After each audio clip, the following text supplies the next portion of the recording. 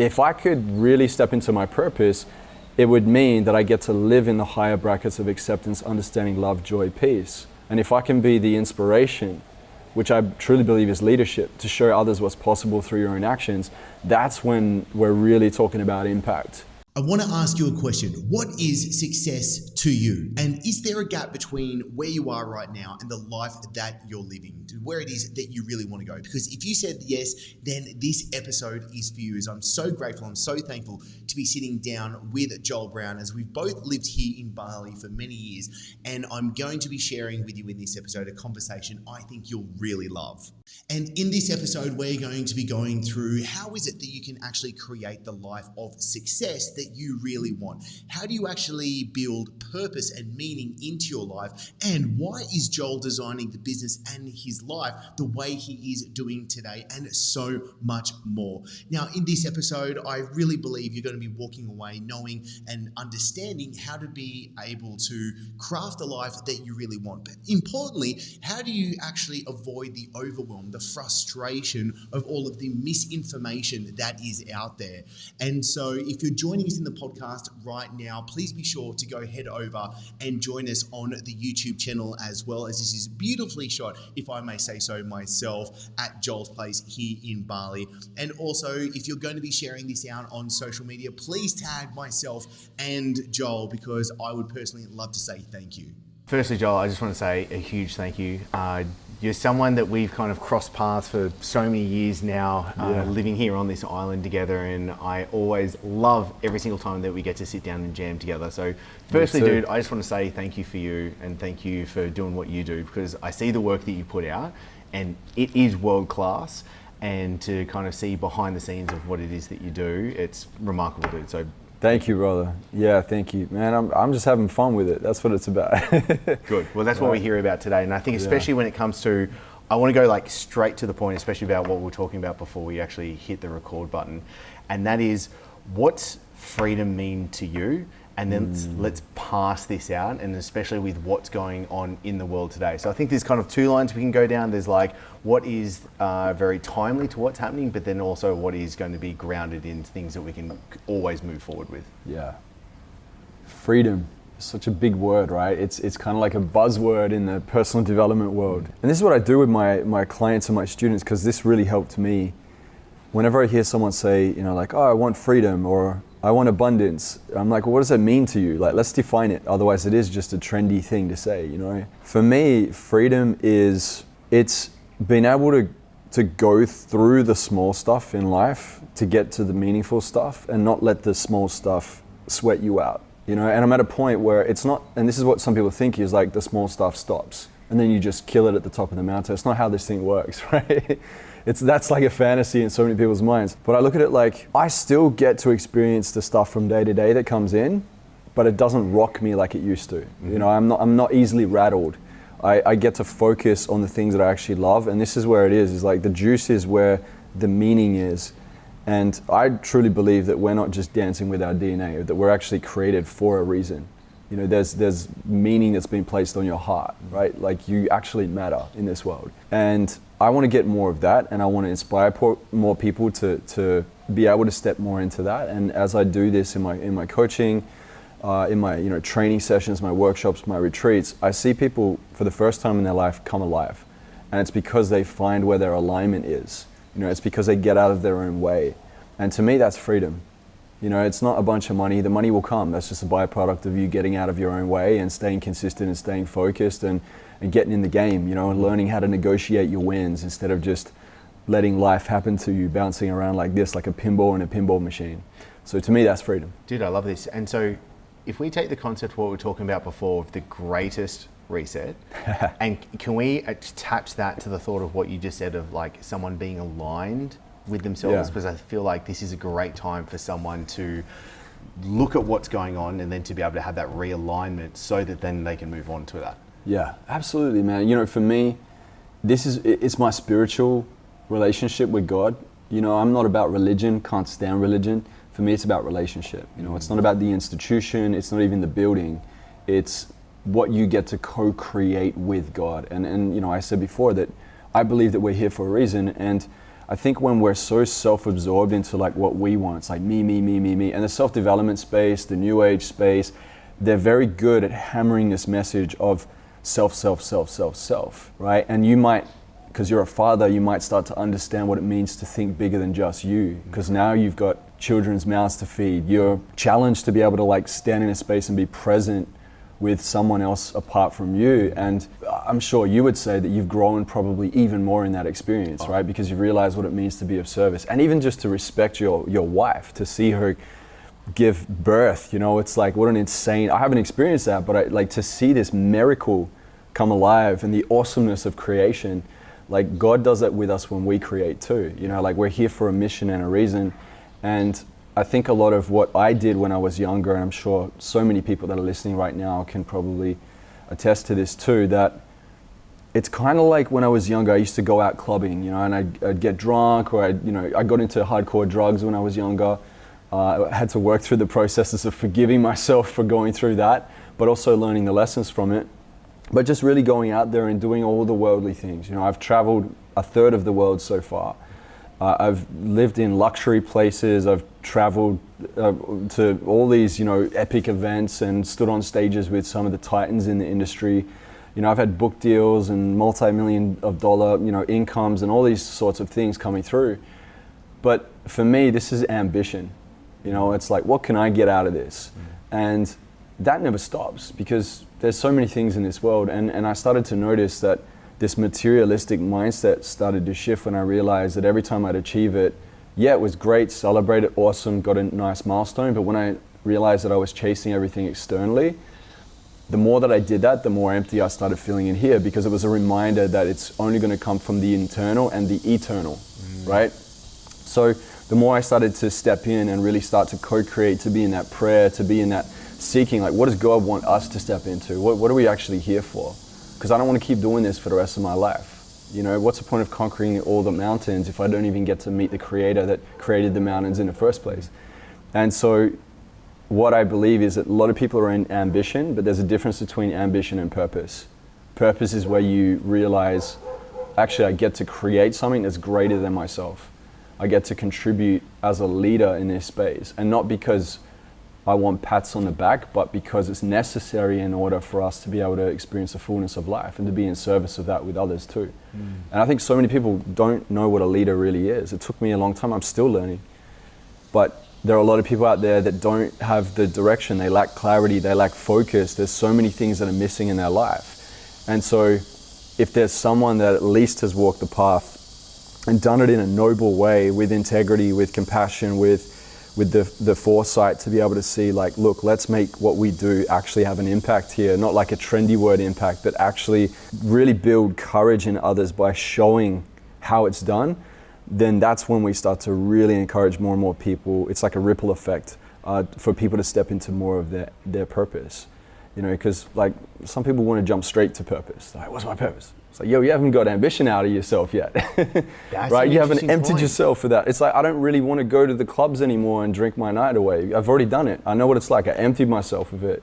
And I think some people need to go out and experience all the material and all these things to realize that that's not it. I really love that point. And do you think this also kind of parlays over to people need to go through the journey of, say, thinking money is going to be the solution to everything, to then finding out that that actually isn't the case, so then they can kind of evolve past that? Yeah, like ultimately, I think people don't really ask themselves, why do I make money? Yeah. Most people don't. You know, why do you? Ask yourself that question right now. Is it because you like to contribute to foundations and charities? Is it because you like the luxury of life? Do you want to be comfortable? Do you make money for security? Do you make money because you like material things? What is it? I'm not hammering in on any of those. Like, if you make it for that reason, you make it for that reason. I've done it too. But for some people, it's part of the path until they realize that that's not the most important thing. Like, I want people to achieve more in life, to realize what's important and what's not important. Because the sooner that we can get to that, that is when we start to experience freedom. Because we're not chained to, I need to work, 12-hour days, 7 days a week, and experience adrenal fatigue and sacrifice friendships and family to realize, finally, oh, that wasn't never going to get me what I actually truly wanted on the back end of it. right? So we got to go through the processes. And this is why I never judge people's journey, because I think that everyone is just exactly where they need to be. I think some people get to heed the lessons more than others, because, you know, like Nelson Mandela says, he says, I never lose, I either win or I learn. I love this, because like, what lesson can you extract from it? And if you don't extract the lesson, it will just keep repeating the cycle. What drives you today? I'm genuinely really fascinated and interested in this, from a case of how do we learn from where Joel is today, from the lessons that you've gone through? Like, what is the driving force behind Joel today? You know, I've been blessed to be able to learn a lot of incredible personal development tools in transformation, to work through the trauma, the wounds, the shadow work, the childhood blueprint, seeking your purpose, you know, templates for how to be able to navigate through these aspects of life, not just physically, but emotionally too. And what drives me is when I have somebody come in and they're just like in this place of full uncertainty, they're like, I don't know what to do, to see them go from down and out to thriving, not just surviving, but thriving, right? Like people that come in that think that money is a tool for security. And of course you can utilize it for security, but when I see them, you know, a month later or 2 months later after working, where they come into group coaching with me or one-on-one, or they're at a live breakthrough event, if they end up stepping out of that room looking at money as a tool for creation, something shifted. Like that person now is able to bring things into the world that they never could imagine before. And I think the more and more that we do that, the more we get to do incredible work in this world. And for me, what drives me now, man, is not like, what can I make for me? I feel like I've achieved so much. I've been blessed to get it out of my system, as I said. I study the life of Jesus quite a lot, you know, like Jesus Christ, man. When you look at his standards that he lived by, let's just even move religion out of the way and let's just look at the example of Christ. We talk about feminine and masculine energy. He is the perfect integration of all sides. Nurturing, caring, loving, intuitive, surrendered, flow, all of these things, compassion. Then on the other side, discipline, focus, stability, structure. He saw his mission all the way through. Even when he was getting whipped and his rib cage was showing and his beard was getting ripped out and he was, you know, dragged to his death, you know what I mean? And then resurrected again, obviously. But like in that moment, he looked up to the skies and he said, Father, forgive them, for they do not know. He saw beyond what was happening in the moment because he knew the greater mission. And like Tony Robbins doesn't do that, Dalai Lama doesn't do it, you know? So like, oh, who am I gonna model myself after? And knowing that I'm never gonna be perfect in that walk. I think this is where people get tripped up, is they've gotta be perfect to it. And I don't judge it, I don't hold myself to the perfection of that. I just wanna become better in that. Yep. And I consult, you know, for me, it's like looking at what was he teaching? It was obviously really important because this poor carpenter boy from a place called Nazareth, which everybody thought would be like the dumps of wherever you are in the world. Like, what's the worst place, the worst neighborhood, the area that you can think of? He came from that place.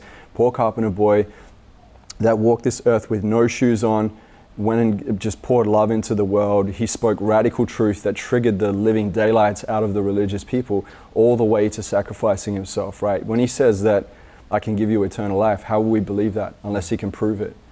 You know, he's about winning love and trust. He doesn't force. And so I see this, man, and I think to myself, like, wow, how many people are trying to force themselves, their ideologies, their message to others? How much are people trying to force who they think they need to be? How many people are wearing masks? How many people are holding back from speaking that truth because they don't want to be ridiculed?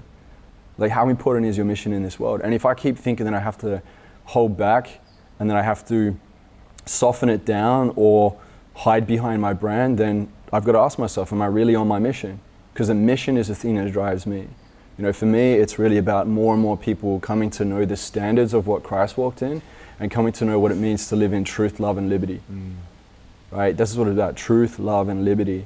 And unfortunately, religion's got in the way. You know, people like, they see it and it's like, you must walk your way up the mountain to win the love of God, which is rituals and traditions to try and win it. That's like, imagine being in a romantic relationship with someone that's like, I will only love you if you do this, and give me all the gifts and this and that. Like, so conditional. It's so conditional, yeah. And so we're taught this in society, but what Christ teaches is so different. God came down the mountain to meet with us, to be in relationship, to teach us, to be in communion, to show us the way.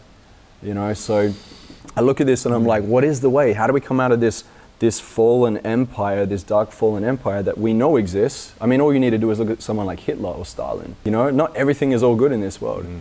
I believe that there is good in this world because of God. Like, look around us, all this nature is beautiful, right? We're so blessed. And so I look at this and just think, like, there's got to be something bigger that's going on. There's a narrative that we are a part of, whether we like it or not. And it's called history, his story. It's unfolding, and we're literally in it.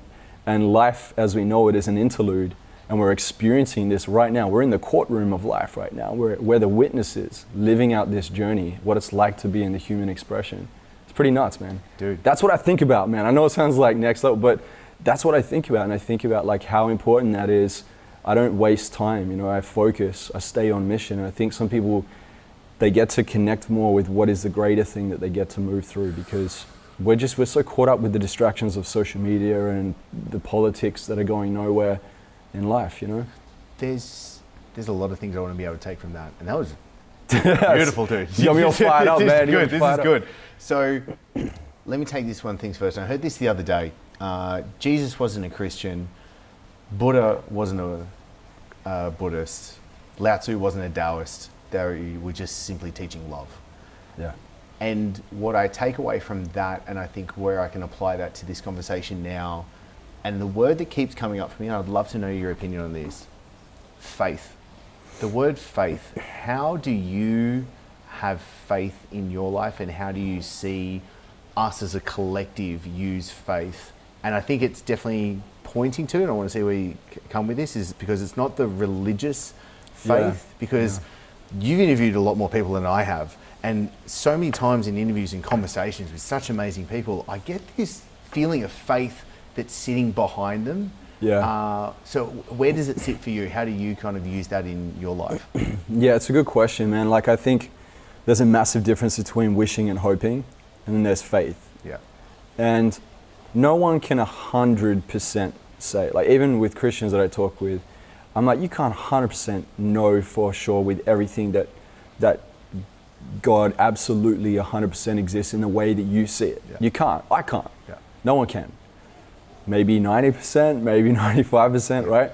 But what I've learned, and I actually learned this from Bob Proctor, he's amazing. We're on set for a documentary and we're talking about faith, and he was just saying, like, it's a paradigm we enter into actually trusting that there is something beyond what we can actually see, right? Like really having the belief that there's something deeper that we're connected to. And it's knowing that through, and this is through quite a few elements within our life, because like let's say if I personally just said, I believe in Christ, and Christ is the way. Because my mum and dad went to church, and so I went, yeah, I believe in it because they did. Then the question is, if you look in the scriptures, and does it say grandchildren of God? No, it doesn't. It says children of God. And it says that for a reason, because we choose it, right? Not because my parents chose it or your parents chose it. And so you've got to set out on this journey to find it for yourself. And this is what I love about this, is it's such a personal relationship. There's a difference between relationship and religion, right? So what I do is I look at it like there's parts to this. The first one is you got to weigh it up and go, is there logical consistency to this? Because there's lots of different belief systems out there. And the way that we test belief systems, when I was studying theology and apologetics for many years, we were going into big debates with lots of different, belief systems. And this is so deep, like we talk about belief systems on believing to achieve our goals and all that. But when you talk religion and politics, which so many people are scared to talk about, and probably because they don't understand a lot of it, and it's a very big rabbit hole on both, we need to test the logical consistency. So if we look at it all, is it cohesive? Whatever the scriptures or the narratives or the books or the teachings, is there cohesiveness to this? Maybe there's different perceptions, seeing from different angles, like you would see at a car crash with 4 or 5 different witnesses, but is there this running theme that actually aligns and comes into place? And a lot of the belief systems, as soon as you look at logical consistency, so many of them just drop off a cliff.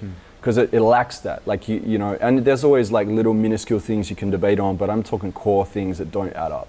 Then we look at the next, which is empirical evidence, which is if we look back in history, those things that were stated, do they actually happen back in history? Could you go to those certain places and see there was a tomb there, or there was a king that existed at that time, or someone left some sort of marking there around that time, or there's some sort of ark or some covenant or something that's there, some book or whatever it may be.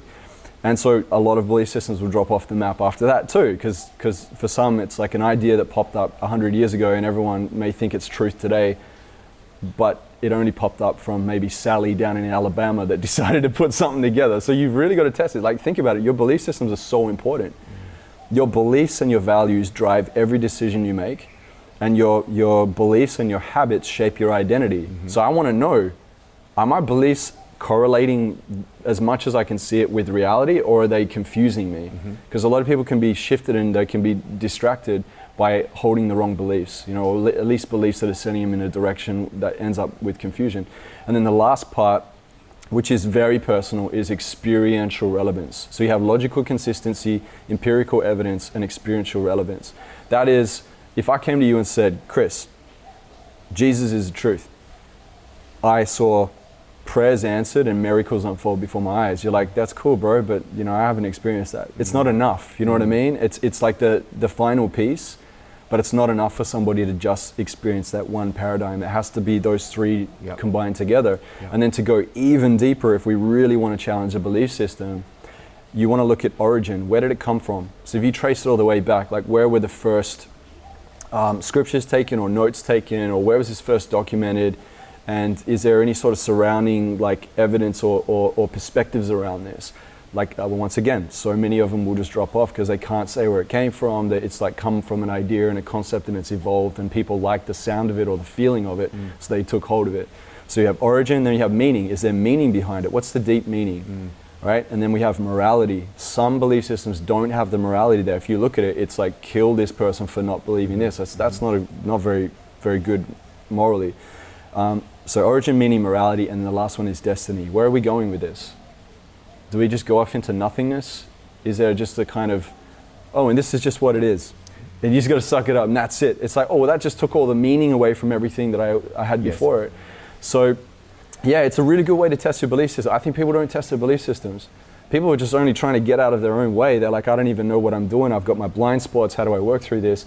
So I love supporting people through that. But then at the same time, if anybody openly is like, Joel, I want my belief systems tested, then we go through these phases. And it's not common in personal development because people aren't looking at it from this perspective. We could do the same thing with politics too. Yep.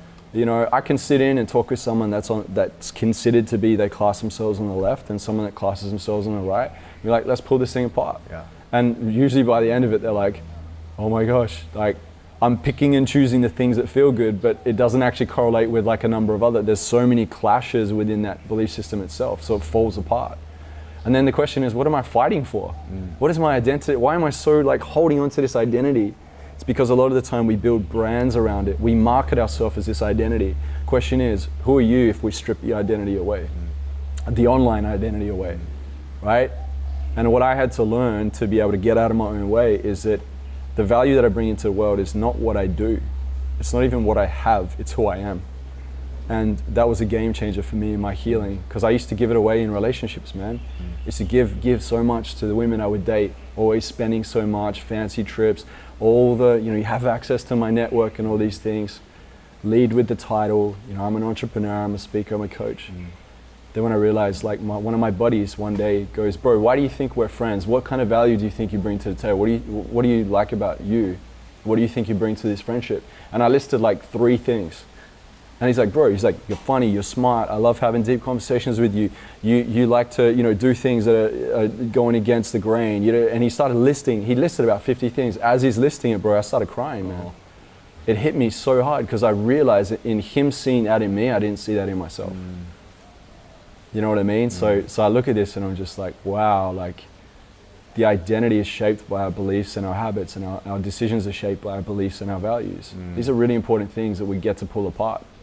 I get super geeky and nerdy with this stuff. I would love this. I was literally reading just the other day, especially about Montaigne and his history and how he valued friendship so much, and it was such a core belief, and especially in Epicurean philosophy, friendship is such a fundamental thing that we need a part of life. And I don't think enough people are talking about that.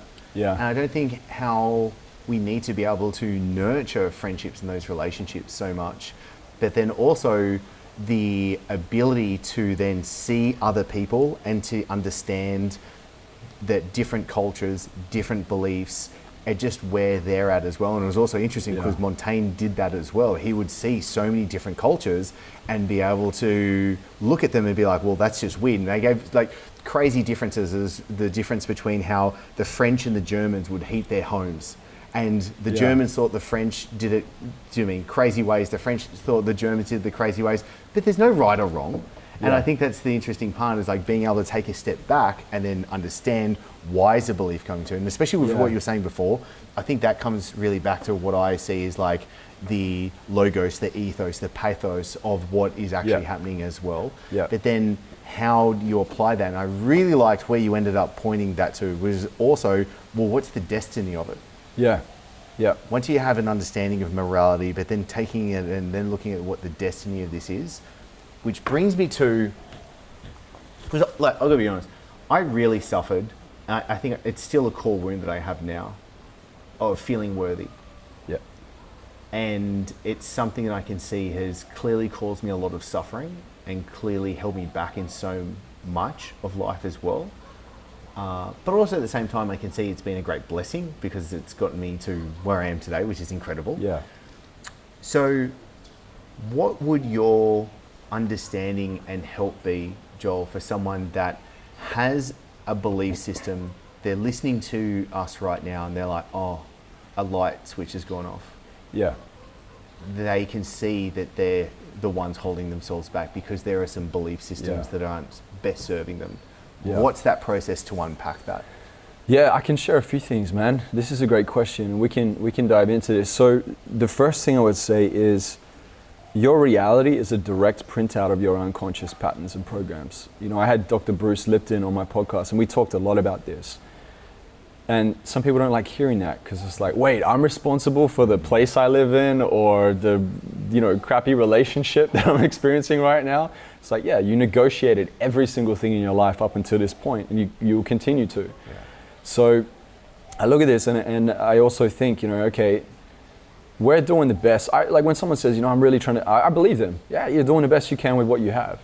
Until it becomes revealed, then you get to make a choice. So we go through these processes. The first one is identification, identifying the core wound, then accepting that the core wound's there, and then it's letting it go, releasing, right? And some people, unless they can see what it's actually costing them and knowing what the payoff is that they're getting from it, and actually making sense of that, I do this because I want to stay safe or be accepted by my family, or because I don't want to be judged by other people, or I feel very uncomfortable because if I step out and I make a mistake that I don't want to feel like it's feeding into my story of not being good enough. So I stay here in the comfort zone. They're all the payoffs that you get from it. But if people can really get the highlight of all the things that's costing them, it's costing you 30 different things. Oh, and I just do this here because I really want acceptance from my mom. It's like, okay, well then maybe we can go back and then sit down and have a forgiveness conversation with your mom. Let's go back to the root cause. Like, why are we looking at the superficial? Why are we looking out here at the effect? This is what the self-development industry has been teaching us for so long, is like strategy on top, build on top, keep going. What's the next hack, the next tip? That doesn't change anything at the core. You're gonna go back in the same patterns next week or the next day. So I go to the core, and it's usually a thing that people don't want to know because it's so uncomfortable to face from time to time. So my biggest healing journey was the forgiveness, first of all, with myself, me bringing it to God. God, forgive me. I know you have a greater life for me and I haven't been stepping into that. Please forgive me for that. And knowing that I'm in that co-creation and connection with God. Like, let's do it. Let's play a bigger game now, right? On top of that, forgiveness with mom and dad, whoever your caregivers are, and then my brother, or my ex-partner, or whoever I fell out with, and had these things with. Man, the power of forgiveness is incredible because it's something that so many of us fear, is being honest with ourselves. Jordan Peterson talks a lot about this, like this radical honesty and telling the truth. And I believe it wholehearteded, man. Like, I've said some of the wildest things to my mom and my dad. I'm just like, I did this when I was 18 years old. I did that, smoke crack, had sex with prostitutes, like double drop ecstasy pills at festivals. I said one of the most condescending, demeaning things to one of my best friends when I was 18. To this day, we still don't talk. So I admitted this, man. I admitted it in front of a crowd, a room full of people. It just came out of me. I admitted it to my mom, who I was so scared that she would judge me. because I saw her as all good and all light and all amazing and all that, and I didn't want to let her down. But when I faced off with it and shared it with her, she's like, I forgive you. She's like, but you don't need forgiveness from me. She's like, take it to God, forgive yourself for it. She's like, let that go. Like, allow for yourself to be in the fullness instead of staying in the foolish. You know, like, oh no, I just get to let me just hold my shame for another 10 years, you know, like, it's like my teddy bear of shame, you know, like, it's what people were doing all the time. So you see this map of consciousness from David Hawkins, who wrote the book Power versus Force, right? And on the bottom you have like shame, guilt, apathy, you have fear, stress, anxiety, blame, all of these really intense, like even when I say those words, you're probably listening and going, oh, that feels heavy and Most people live down there. To me, that's destruction. I believe the enemy of our soul can manipulate and wants us to be in that space. Now, I believe God created us for the upper brackets. When we entered the world, we moved in neutrality and acceptance. We were a blank canvas. And we met this fork in the road from the time we were born with our caregivers to where we go in life. And my goal is, when I support people, is to work in the upper brackets. It's like, let's come back through forgiveness work, clearing the shame, clearing the guilt, letting your higher frequencies pull you up, coming closer to God and what He's created us to be in, acceptance, neutrality, love, joy, peace, forgiveness, creation. This is what this is. That upper bracket's creation, the lower bracket is destruction. And if I can at least get people up here, I work with a lot of entrepreneurs, 7-figure entrepreneurs. They fly jets and fancy watches are on their wrists and they love their Bugattis and whatever. Dude, they're down in like trying to use courage to try and maintain. Yeah. It's exhausting. Yeah. You see these entrepreneurs, they like hustle until your face falls off and your feet melt, you know, like all this like crazy stuff. You're like, you just got to hustle all your way. And I believe there's a time to get to work and be disciplined, of course. But if I'm always in that state, what am I doing, man? I'm basically running in circles. I'm stagnant, or I'm in a destructive state. There's so much juice to staying in creativity, and that power, that's power right there, not force. And when I think even about the characterization of God, that's power, truth, love, liberty. And then when we look at the enemy of our soul, Satan means adversary, enemy that goes against God's original design. God originally designed us in a certain way, but the enemy of our soul infiltrated and tore the fabric of reality, and as that entered into the world, it corrupted God's design. That's why Christ came as a remedy to be able to make things right and to give us a path out of this destruction. And so I'm looking at this like, man, if I could really step into my purpose, it would mean that I get to live in the higher brackets of acceptance, understanding, love, joy, peace. And if I can be the inspiration, which I truly believe is leadership, to show others what's possible through your own actions, that's when we're really talking about impact. Not, I need to impact because it makes me feel good that I'm doing something when secretly I haven't even worked out my own life. So many people do this, right? You see it, you ask them like, what do you want to do? And they're like, just starting it, they're like, I want to impact the world. It's like, to make yourself feel impact better. Yourself first, buddy. Like, let's do that, let's go to that. But they don't know, you know what I mean? They're like, they like to be able to achieve those certain things because they think it will give them something. Yes. And it's always usually an external thing. If I do this, if I create a foundation, which is great, but we're jumping the steps here. First stage is certainty, building the certainty and the conviction, overcoming your wounds, healing your relationships. You talked about friends, like so important, man. God created us to be in community. We live here in Bali. What I love about the Balinese is they're very community driven. You see them, they band together. You know, they're in this like creation together and they've got each other's back. It's incredible. We can learn a lot from that, right? And then we go from certainty into influence. If you're convicted and you're certain, and you are the most certain person in the room, you'll be able to sell to everybody else. There's so many people in this world, like 95% of people aren't certain and convicted. And if they look like it, maybe they're just faking it. Fake it to make it. So most people try to jump the gun. They don't even feel certain and convicted, so then on social media, they try and make themselves look influential. Got all the fancy pictures, the fancy cars, they get the fake likes, the fake comments. They even, maybe they pay for a bunch of features. And nowadays you kind of can't get anything unless you're like so dope and you've crushed it, unless you pay, which is crazy. It's like encourage that culture, which is nuts. Like back like 10 years ago, 13 years ago when I was in the game, entering the game, you didn't have to really do that. It was like if you had good stuff, you'd get featured on Forbes and Inc. and Entrepreneur. I have people reaching out to me, hey Joel, you want to pay 10K? I'm like, I'm not paying. I got it for free because I was good at it. I'm not going to pay you now. Come on now. So, letting that go. And so when you're naturally certain and convicted, People feel that, and you are naturally influential. You don't need to fake it to make it. You're not jumping the gun, you just are. You know, someone that's charismatic, that people are like, wow, this person just has this coolness about them. There's a confidence, they're charming, they are happy, they're joyful. Not always happy, but joyful from moment to moment. Like, people want to come and work with you, bro. If you're smiling and you have a pretty good outlook on life and you're in creation, you're going to attract way more talent into your company to want to come and work with you. And that's where we then get to create massive impact. We can scale impact. So certainty, influence, impact, right? That's when we're talking. People want to come and execute with you on your vision. Yeah, I totally get that. I love that, because especially, I think coming back to the forgiveness, and then even like looking at the David Hawkins model, I think it's like, it's at 200 courage is at, and that's the difference between doing the bottom and then the top, the destruction and the creation. Yep.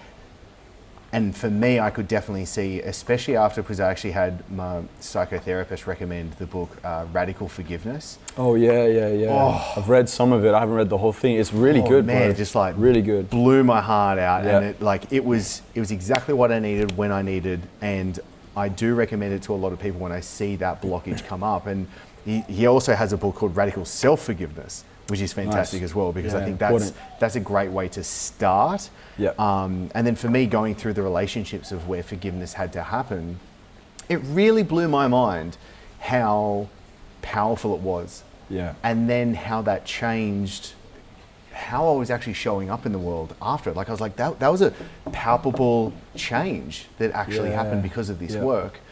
And so for someone to get to courage, Joel, and then to start moving up the rung to get to peace, love, creation, what are the few key practices you think are helpful for that?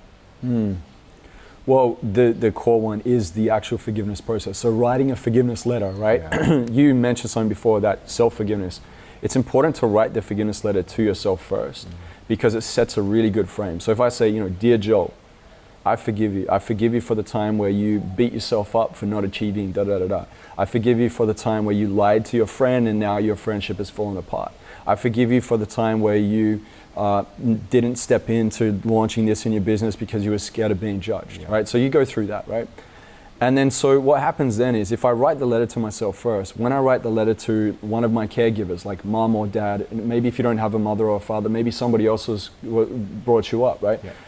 Then what happens is I'm not coming from as much blame as I might have come from before, because it's easy to think that somebody else is responsible for it until we actually look at the responsibility we could have taken ourselves, right? So you write one to your mom, you write one to your dad or your caregiver, and then from there, I'd always challenge my students and clients, now go and share it with them. Oof. And this is where they start to freak, right? Yeah. Now, look, if somebody has a mother or father that is mentally unstable, maybe they have some mental health issues, maybe they're on meds, whatever it may be, you know in your heart whether it's a good idea to approach that or not. And I tell people, because sometimes I have people, man, I've done this with tens of thousands of people over the last 13 years. Sometimes people are like, oh, I don't know, I don't want to share it with my mom. I just think that she won't be able to take it. And I'm like, how many times do you think I've heard this excuse? And I'm like, look, if you can go to bed at night and know that that's absolutely true, then fair enough. Your unconscious knows that too.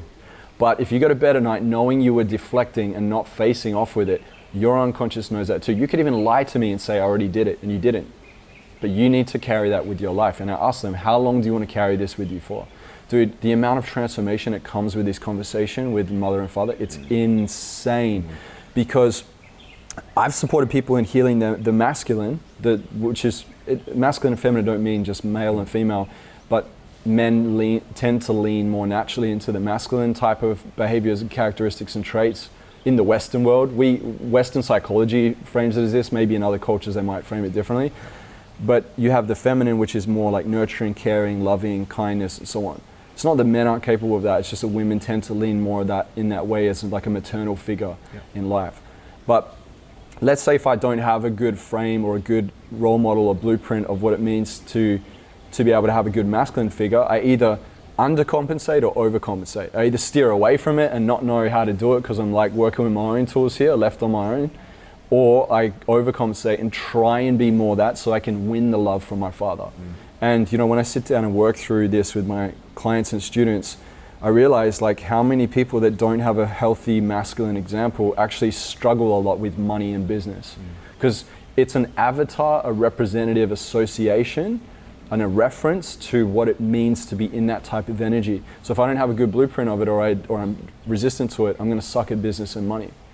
And then the other, if I have not a very good example of a maternal type mother, I'm either gonna try and be so much like that to fill the gap, or I'm gonna reject it and go, feminine is weak, because I didn't like that in my mother, it's a weak thing, and I try and overcompensate in the masculine. So we complicate things from the freaking moment we're brought into the world, man.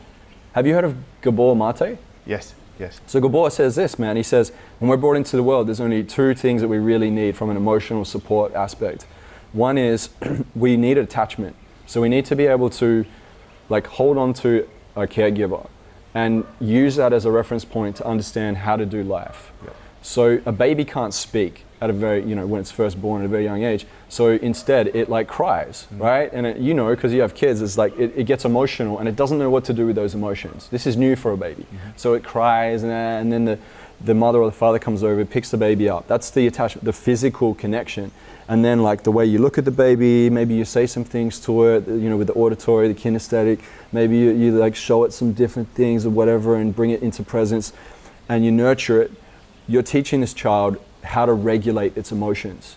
I see people that get really drunk and they start acting like a fool, screaming and drop on the floor. That just shows all the unregulated emotions that come up because they probably didn't learn how to regulate in childhood, right? That's just one example. Yeah.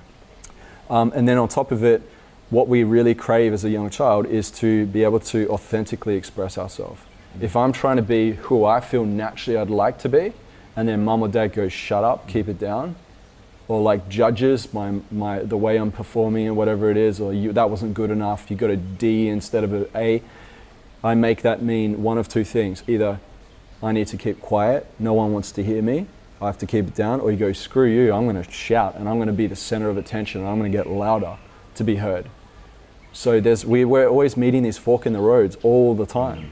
And so we walk around as grown adult men and adult women too, if you're listening to this and you're a woman, with this little child in our body that's like screaming out for attention and needing validation until we actually sit with it. And when we share it with our mother or our father, it puts us into an experiential moment that we can't run away from. To me, this is full acceptance. Is accepting, I feel like this. So this is where we frame it. When I go to mother or father, this is what I say. Hey mom, and you can take note on this because this is really important if you're gonna have this conversation. Hey mom, I'm going through this process right now on forgiveness, and I wrote myself a forgiveness letter. As a matter of fact, I wrote dad one too, and I wrote you one. So see how like I wrote one, I took responsibility myself. I also wrote one for dad, and I wrote one for you. It's not like I've singled you out, I'm coming after you, right? And that's not even a frame. But anyway, you go, look, I want to share this with you because I realized how much it's been in the way between you and I in our relationship. And I really love and respect you, I care about you, and I don't want this to be between us. I really want to be able to move through this and let this go because I want us to be able to have a powerful relationship. And I may say some things that you may feel like you could take personally, and that's not my intention. I'm not here to blame you. I'll share some things and I'll do my best to recall, and maybe my memory might not be exactly like precise with the moment or the experience, but I'll try my best. And you may feel like you want to say something, and I'm more than happy to hear you out, but if you could reserve that and wait till the end, and then we can talk about like what you want to go through, I'm more than happy to do that. I just want you to be able to be in this space with me while I share this, and this is really important to me. So see how that conversation there sets such a beautiful frame. I'm not blaming you. There may be some things I say that might not line up with what you remember. I'll try my best. I don't want you to take it personally. My intention is that I love you and I care about you and I want to get this out of the way. Like, see how beautiful that is? So the amount of people that like freak out, but when they do it, dude, I have so many success stories of people come back like, oh my God, my mother and I are way closer now. Oh my gosh, Joel, like I'm not worried about the things I used to be worried about. I don't care about being judged by others on social media anymore. I finally launched my business. I'm making way more money this year. All these different breakthroughs, man. And it's all related back to our childhood blueprint because everything's emanating out from that space. All our associations and references are coming from what we learned in childhood. The people that are closest to us that we really want to love from the start, the people that can, in our own mind, hurt us the most. Like some random could walk past you and be like, oh, you're an idiot. And you're like, get away from me, psycho. Like you don't care. It's like, I don't know that person. I have no emotional tie-in with that person. Who cares? But if your mum says something to you, you really take it to heart. And as a child, we're literally on download from the moment we come into the world because we don't have any reference points. So we need to have these reference points in our mind. What does it mean to be loved? That's where our attachment style develops. Whether you're secure attached, dismissive avoidant, anxious preoccupied, or fearful avoidant, that is all developed from childhood. And this is what our expectations on love is. That I'm learning how to expect to get love and give love from my parents. And some people, they have a parent that's dismissive, that's not there enough. They have a parent that's overburdening, that's always on top of them, giving them this anxious imprint. And so now they think love is anxiousness. So when they're dating and someone is maybe dismissive or their behavior is wounded and they're triggering you in relationship, when you start feeling anxious, you're telling yourself, oh, this is familiar, this is how love's supposed to be, but it's not. So there's so many like layers that we get to peel back. I tried my best to like break all that down. That's just one thing. I know. There's multiple You're things. doing an impeccable job of it, and I can attest to so much of it because I remember it was early last year, just after I was diagnosed with depression, and I was doing inner child work, and I had a discussion. It was after a therapy session.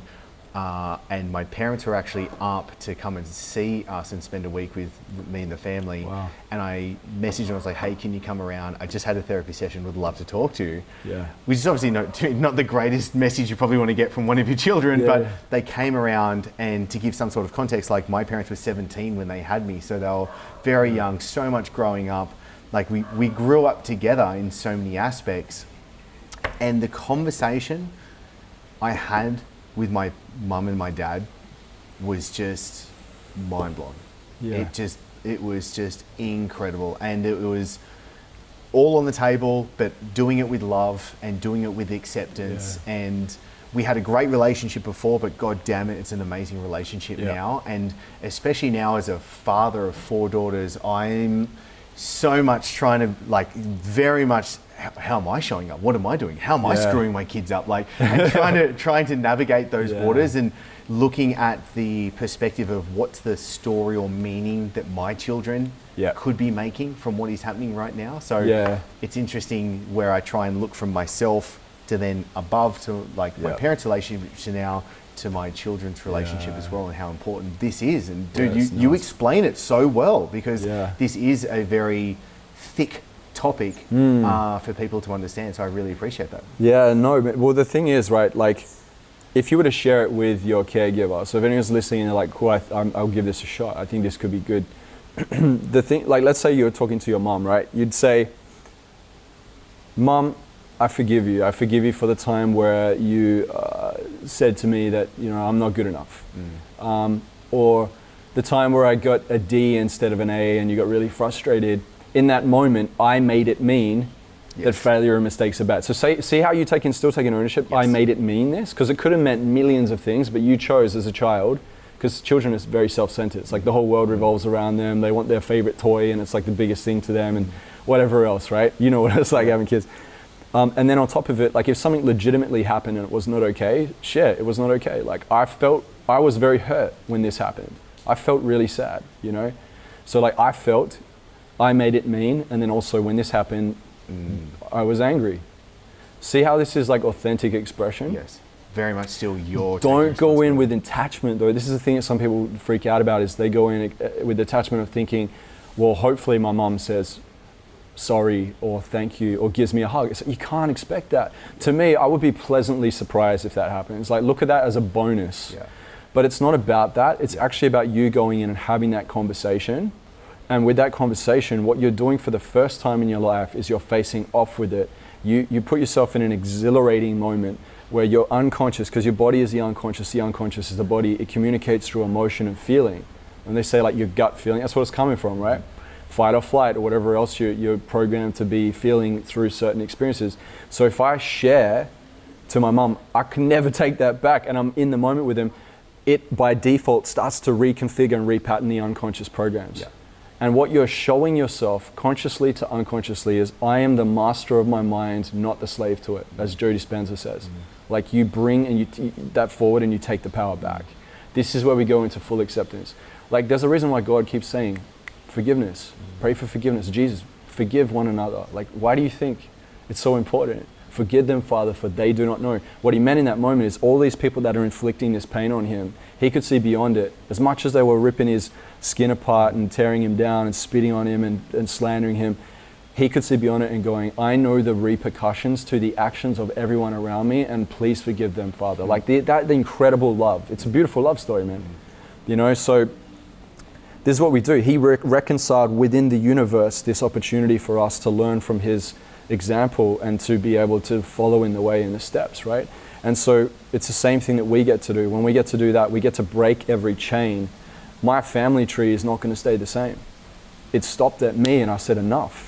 I stepped in and had the forgiveness conversations. It transformed my relationship with my mother, my father. It transformed their marriage. It transformed my relationship with my brother, their relationship with my brother. My mom and dad started seeing the importance of it. My dad didn't want to go to self-development events. He's like, oh, that's something your mom's into. After I had the forgiveness conversation with him, he flew out to Bali and came to one of our events. He was like on stage having breakthroughs and breakdowns. Wow. You know, he cried. He wants to facilitate all the events. So you see this, that's the ripple impact. I never expected that. Yeah. I was just like, I just got to clear this thing with Dad. Yeah. And we have such a cool relationship now. You know, we have so much respect for each other. And it might feel weird because you might be looking at it like I'm the child and they're my parents and they're always the one leading the charge. But at some point, you may need to get up and actually be the one that leads the charge. Mm-hmm. You know, it's weird when it's happening because they're not used to that dynamic, but it changes everything for the better. Dude, I love where this conversation's gone. I could talk with you for days. I still got two other things. Dude, keep going, please keep going. I don't want to, so you're in flow. Yeah, so we talked about the payoffs and the costs, yes. Right? So understanding what it's costing you to stay in that, and then understanding what is the payoff that's keeping me there, right? The second thing is, the third thing is, if I don't have a vision that's greater than my problems, I'm going to sweat the small stuff. So we want to be pulled by pleasure and be pushed by pain. So the pushing of the pain was for me to go, I get to have this forgiveness conversation. I'm going to face off with the pain and be like, let's face this, let's break through that and allow for that to move me forward into a new bracket, because the pain is no longer back here, all the way over here where like the small childhood stuff is, or big childhood stuff is that was considered small. Now I've moved the parameters over and I'm playing at a higher level. And what I mean by that is like these things never fully go away, in a sense that like your life just becomes absolutely 100% perfect. They say new levels, new devils. There's kind of a truth to it, because when you're committed to growth, there's this other level where this next challenge comes in that demands more attention and focus from you to be able to break through it. And you know, people ask me, oh man, how did you make 7 figures in your business? How did you build the business to this level? You know, how do you? And I'm just like, I can give you the strategies, but if I just give you the strategies, you might give it a bit of a poke, but you won't stay there, because that's not what was propping me up and holding me up. It was what I had worked through emotionally. You know, 80% of what we do is emotion, and then 20% is mechanics and strategy. So many people are looking for strategy because it's a quick fix. They're doing quick fix and they're trying to fake it to make it. That's a losing game. That's a recipe for disaster, man, long term. You know, this is why I have so many entrepreneurs that come to me, they're burnt out, man. They're like, oh, I just don't know, I don't have clarity.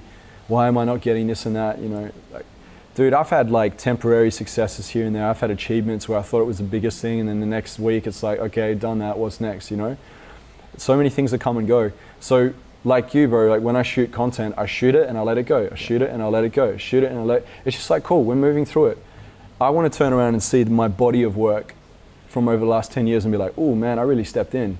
You know, I really did what I needed to do. When I have kids one day, I want them to say, my dad really did what he said he was going to do. Like, that's a great example, man. And you do that too with your kids, you know, it's like you're being that example. So we get to be that too. And that's how we also build that belief over time, is by creating reference points where we can see a reflection in reality and go, oh, it is possible because I did just that little bit each day. And you turn around a year later and you're like, oh my gosh, I've made progress. That's why it's important to reflect on your progress. That's why I do the vision, and I look at the vision, I look back at it and go, oh cool, I've ticked off 80% of what I had in my vision, great. You know, you might even change some things once you get to a level and realize the other stuff wasn't as meaningful, and you just cast out that next vision a year in advance or 2 years in advance, man. Always have that exciting thing to look forward to. It's like planning a trip to go somewhere. Sometimes the most exciting part is the anticipation of going on the trip. It's like, well, we're gonna go now, we're gonna fly out, you know? Getting on the plane, you're landing in the new space, you know? We wanna do that in life too. Love this, dude. What do you want the person listening, watching right now, what do you want them to do? What's one thing that you think would be a great first step forward from here? I think do an audit on yourself, like really look at the 3 things that you can control in your life: your perceptions, your decisions, and your actions.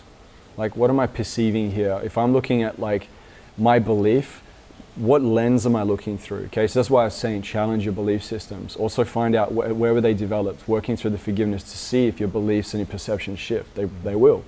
To a degree, they will. It gives you really good solid foundations.